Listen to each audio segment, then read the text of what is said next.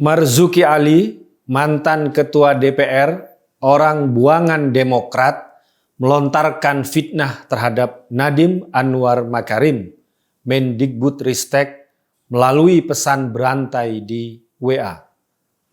Melalui RUU Sisdiknas, Marzuki menuduh Nadiem sebagai pengkhianat guru dan dosen, serta dianggap perwakilan kepentingan asing yang ingin menghancurkan bangsa Indonesia melalui kehancuran dunia pendidikan.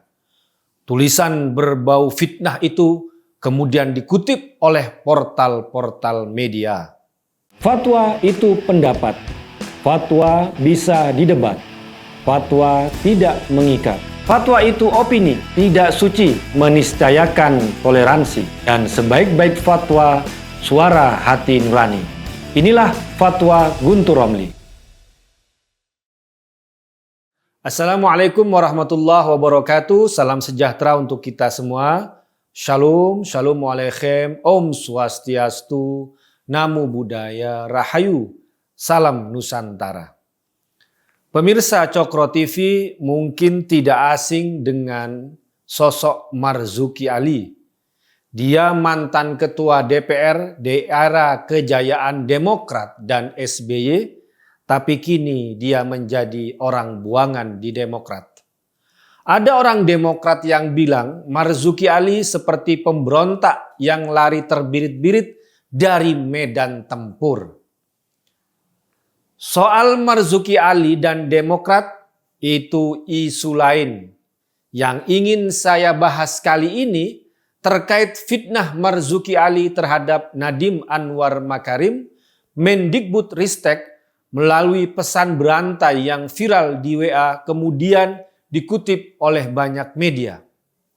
Saya tidak ingin membelejeti siapa Marzuki Ali. Saya akan fokus mengungkap fitnah Marzuki Ali terhadap Nadiem Makarim terkait RUU Sisdiknas. Fitnah paling fatal dari Marzuki Ali melalui tulisannya, dalam RUU Sisdiknas yang akan disahkan tidak ada lagi pendidikan gratis anak-anak kita. Ini melawan konstitusi. Begitu tulis Marzuki Ali. Ini jelas-jelas fitnah. Padahal dalam RUU Sisdiknas malah ditetapkan wajib belajar selama 13 tahun. Dalam undang-undang sekarang, wajib belajar itu 9 tahun. Kewajiban itu ada dua sasaran. Pertama, bagi warga negara Indonesia, WNI wajib belajar 13 tahun. Dan kedua, bagi negara, baik pemerintah pusat dan pemerintah daerah, wajib menyelenggarakan dan menyediakan pendanaan wajib belajar selama 13 tahun itu. Artinya tidak hanya mewajibkan tapi juga menggratiskan. Hal ini secara eksplisit dinyatakan di pasal 7 RUU Sisdiknas, yakni pemerintah pusat dan pemerintah daerah menyelenggarakan wajib belajar sesuai dengan kewenangannya.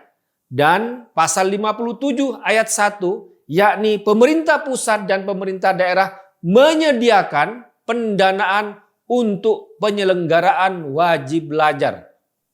Artinya RUU Sisdiknas tidak hanya mewajibkan WNI belajar selama 13 tahun, tapi juga negara wajib menyediakan fasilitas dan pendanaan untuk wajib belajar 13 tahun itu. Rinciannya 1 tahun pendidikan usia dini PAUD, 6 tahun itu di SD, sekolah dasar atau madrasah ibtidaiyah atau yang sederajat, 3 tahun di SMP atau MTS atau sederajat, kemudian 3 tahun di SMA atau madrasah aliyah atau sederajat, totalnya 13 tahun. Setelah sebelumnya 9 tahun, 6 tahun SD dan 3 tahun SMP. Jadi wajib belajar dan gratis selama 13 tahun. Kok Marzuki Ali tiba-tiba bikin fitnah dalam RUU Sisdiknas tidak ada lagi pendidikan gratis? Saya yakin Marzuki Ali tidak membaca RUU Sisdiknas dengan cermat. RUU Sisdiknas juga memberikan pengakuan terhadap guru-guru PAUD yang selama ini tidak pernah diakui. Makanya Himpunan Pendidik dan Tenaga Kependidikan Anak Usia Dini Indonesia, HIMPAUDI, mendukung RUU Sisdiknas itu. Marzuki Ali tak hanya melontarkan fitnah bahwa pendidikan gratis akan dihapus, juga mengeluarkan tuduhan. Seperti ini dia tulis, RUU Sisdiknas telah melecehkan profesi guru dan dosen. Kemudian Marzuki Ali menuduh secara sadis bahwa Nadiem benar-benar sebagai pengkhianat bagi guru dan dosen. Menteri Pendidikan saja difitnah, diadu domba dengan guru dan dosen. Ujung pangkalnya adalah Undang-Undang Guru dan Dosen tahun 2005 dimasukkan ke dalam RUU Sisdiknas tidak lagi menjadi undang-undang yang terpisah. RUU Sisdiknas memang gabungan dan menata serta memperbaiki 3 undang-undang yang terkait dengan pendidikan. Yang pertama, Undang-Undang Sisdiknas tahun 2003, yang kedua, Undang-Undang Guru dan Dosen tahun 2005, dan yang ketiga, Undang-Undang Perguruan Tinggi tahun 2012. Mengapa Undang-Undang Guru dan Dosen tahun 2005 harus diperbaiki? Karena memang ada masalah. Yang paling nyata adalah 1,6 juta guru yang sudah mengajar tapi terganjal aturan sertifikasi untuk menerima tunjangan. Ingat, ini 1,6 juta guru. Apa Marzuki Ali dan Ketua PGRI pernah bicara dan memperjuangkan nasib 1,6 juta guru itu? Karena itu dalam RUU Sisdiknas mau dilakukan pemutihan. 1,6 juta guru akan langsung dapat tunjangan tanpa proses sertifikasi. Mereka sudah lama mengajar, kok dibikin ruwet dengan aturan birokrasi sertifikasi. Dalam RUU Sisdiknas, sertifikasi hanya untuk calon-calon guru saja.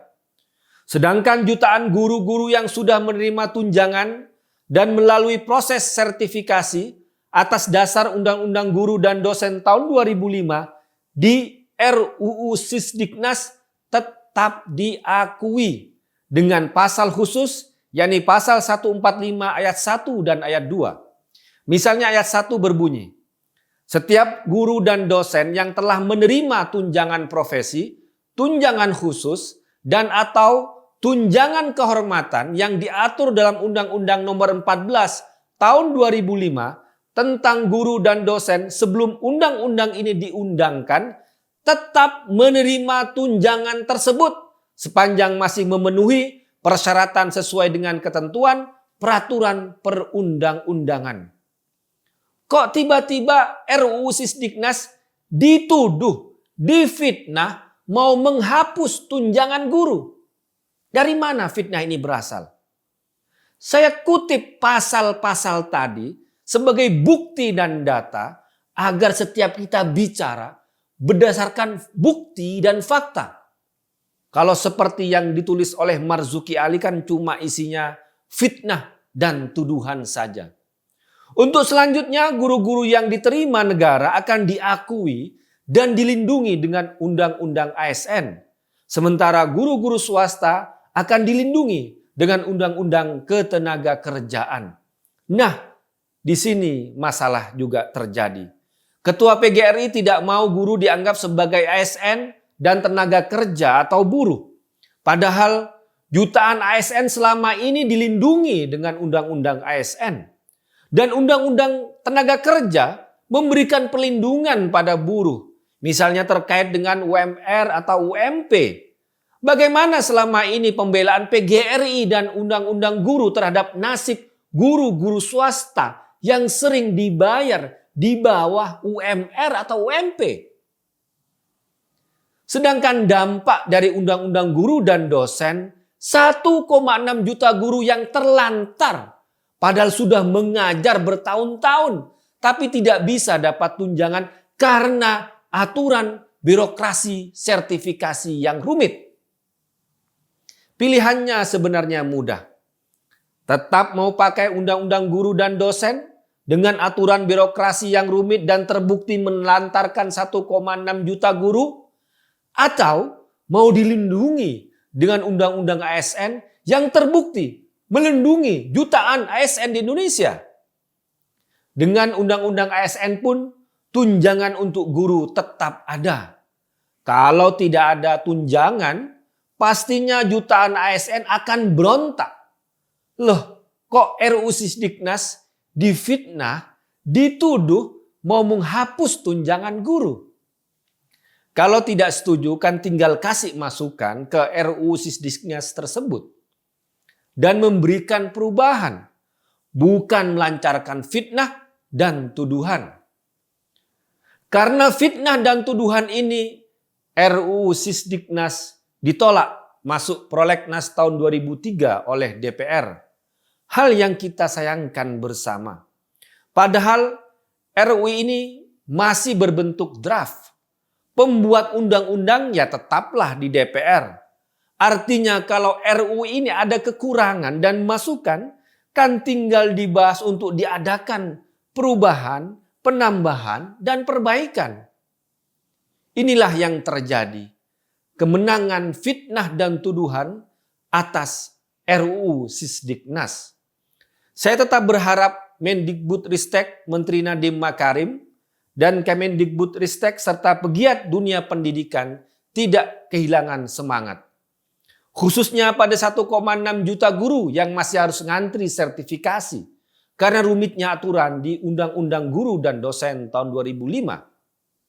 Salah satu yang istimewa menurut saya kebijakan Menteri Nadiem Makarim melakukan transfer langsung pada pihak sekolah terkait bantuan sekolah baik yang swasta atau negeri, tidak lagi melalui perantara, misalnya melalui dinas-dinas yang selama ini menjadi ajang penyunatan.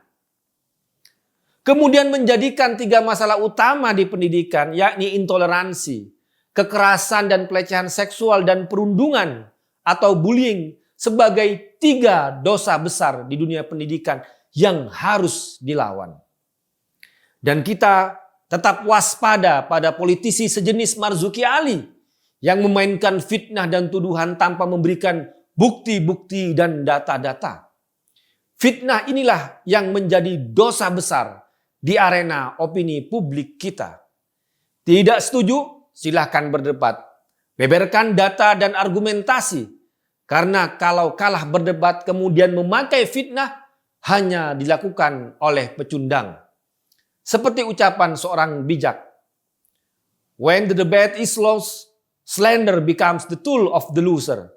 Ketika kalah berdebat, fitnah menjadi alat bagi pecundang. Jangan jadi pecundang. Wassalamualaikum warahmatullahi wabarakatuh.